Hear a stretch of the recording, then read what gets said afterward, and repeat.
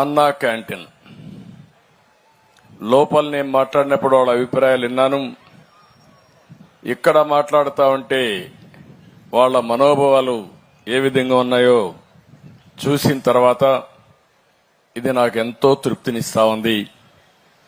ఏ వ్యక్తి అయినా పేదలకు కడుపు నిండా తిండి పెట్టగలిగితే దానికంటే జీవితంలో ఏది సాటిస్ఫాక్షన్ ఎక్కువగా ఇవ్వదని మరొక్కసారి మీకు అందరికీ తెలియజేస్తున్నా.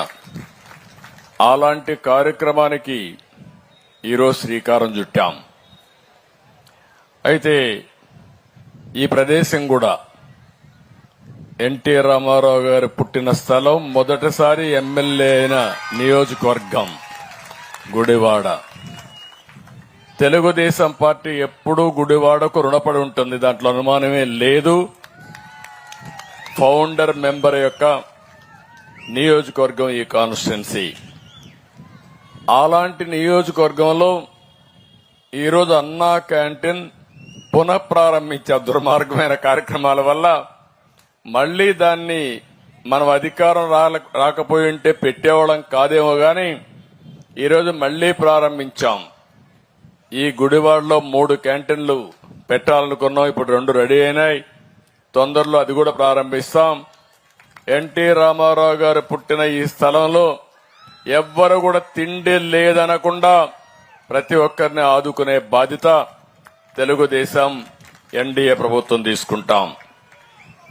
అయితే 4వ సారి నేను ముఖ్యమంత్రి, ఎన్నో కార్యక్రమాలు చేశాను.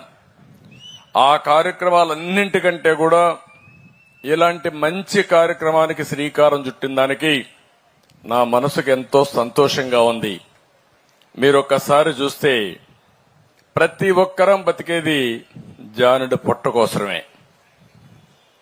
తర్వాత అవసరాలు వస్తాయి, ఆ తర్వాత లగ్జరీస్ వస్తాయి.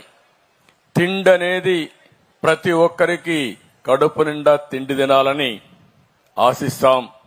ఇంకా అరాకొరా కడుపు నిండా తినే పరిస్థితి వచ్చిందంటే చాలా బాధేస్తుంది.